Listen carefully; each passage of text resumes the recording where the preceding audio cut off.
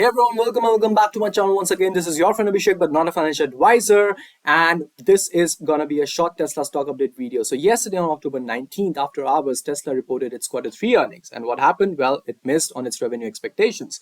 But this was actually expected by the retail investors. So I don't know why the market is reacting in such a way. But anyways, let's go through the Q3 earnings report quickly. I would like to keep this video as short as possible.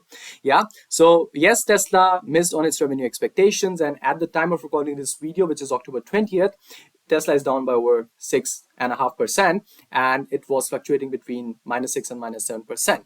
But I would like to mention one thing, that the major headwind was, of course, the dollar becoming more stronger and stronger, and we saw the similar effect.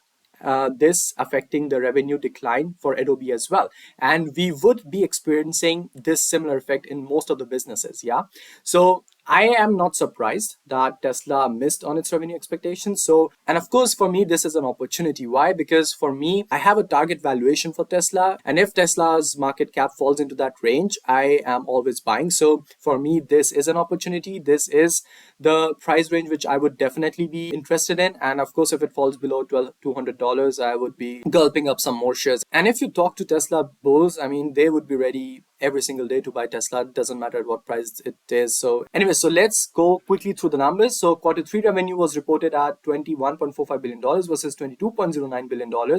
And yeah, this is the missed expectations. And Q3 adjusted EPS is at $1.05 versus $1.01, which was expected. So like I said, this is an opportunity to gather some more shares. But yeah, this was a missed expectation. But the revenue growth is still at 50% year over year at Q3, guys. The revenue growth is still at 50%. Of course, the foreign exchange impact affected this growth. And of course, the gross margin was also affected, like in the case of Adobe as well, like I just said.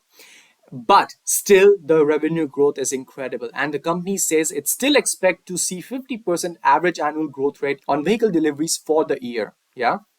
So this is amazing. This is amazing. Also, apart from that, the operating expenses actually became lower.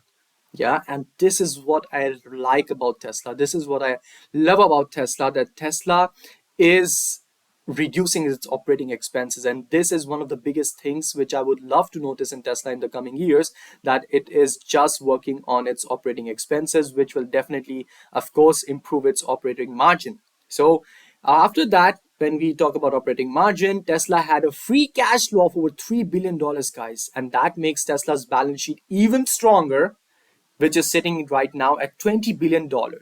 Yeah, so Tesla is sitting at $20 billion cash position.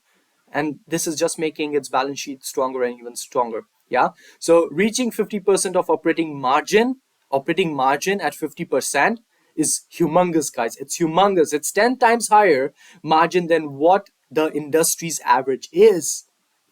This is incredible. I mean, this is just incredible.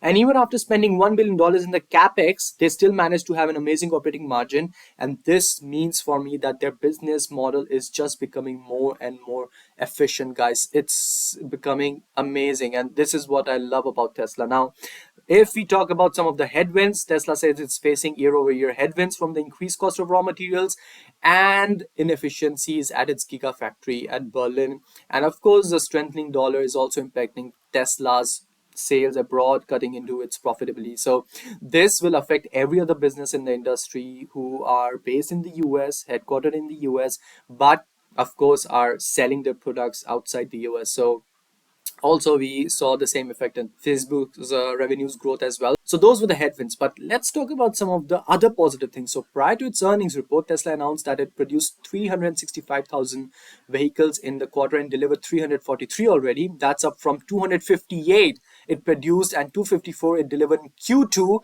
when the company was beset by around the situation and shutdowns in China, guys.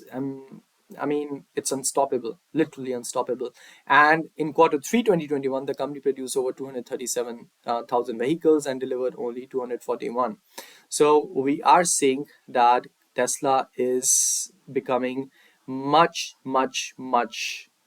ahead of the game. Yeah, Tesla also says that it expects to roll out its semi to Pepsi in December, and it will begin producing its Cybertruck in Texas after ramping up its Model Y production. So these were some of the headwinds and the tailwinds in the future which will affect Tesla's growth. Now let's talk about its free cash flow. So why I said that for me it's in the range of buying. So as you can see, if you have a look at the price to free cash flow for Tesla since it became profitable, because going behind this time frame doesn't make any sense because Tesla was not profitable at that time. We can see that the average Tesla's price to free cash flow was at 178. Now it is sitting at just 99. It is still high, guys. It is still high. Yeah, but I would say it is high for a business which is growing at 10, 15, 20% year over year. Not for a business which is growing at 50 to 60% year over year, right? And that 50 to 60% is when we are facing such headwinds for the whole macroeconomic situation. Okay, it's not limited to Tesla, it's for every business right there. Okay, so if something would affect only Tesla and it would have affected its revenue because of a limited factor just limited to Tesla, then I would say, okay, I'm not going to pay for such a price to free cash flow ratio.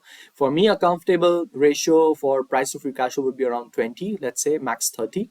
But like I said, I'm not backing out for paying a price to free cash flow of around 100 also for Tesla. Yes, I do understand and I do know that it can come lower, much lower than this, 70, 60, 50, especially considering the quarter four. Tesla says quarter four might be a bit difficult, and quarter four is usually the one of the best quarters for the companies and especially for Tesla, and quarter one is usually the lagging quarter. So yeah, quarter one is going to be worse if they say that quarter four will be tough. So of course quarter one will be much bitter, and that means that we can still experience a downward trend than this. So it can fall up to 70, 60, but I don't care, guys. I'm dollar cost averaging. That's it. I'm not waiting for that particular moment because I actually don't know, to be honest, that how far it can fall, how far it can go. And we cannot predict Elon Musk. He can come with, yeah, more factors, and he can come up with some more news. So I definitely don't know. And of course, yeah, we also know that as soon as the Twitter acquisition goes through, then people will also be skeptical about investing into Tesla because, yeah, like it's all over the news that what retail investors are thinking that now Elon Musk's attention would also be diverted to another business which needs too much of maintenance. I'm definitely dollar cost averaging Tesla and I'm not waiting for that particular dip. Of course, I will be saving some money aside. I'm not saying that I'm going all in Tesla right now. Yes, I am buying every month, but like I said, I'm also saving a bit amount of money on the sides to get a decent position into Tesla. So if we expect that Tesla would go up to 60, 70, let's say price to free cash flow, then we can expect Tesla to drop by another 10 to 20%. So yeah, I wouldn't need so much money to acquire more Tesla shares. I mean, if it can come up to 150, $110, I don't know. Okay, guys, so that's it. Like I said, I didn't want to keep this video too long, so hopefully this will be not that long. So that's it, guys. That's all about Tesla. I'll see you in the next one. Until then, stay safe, stay healthy, and ciao.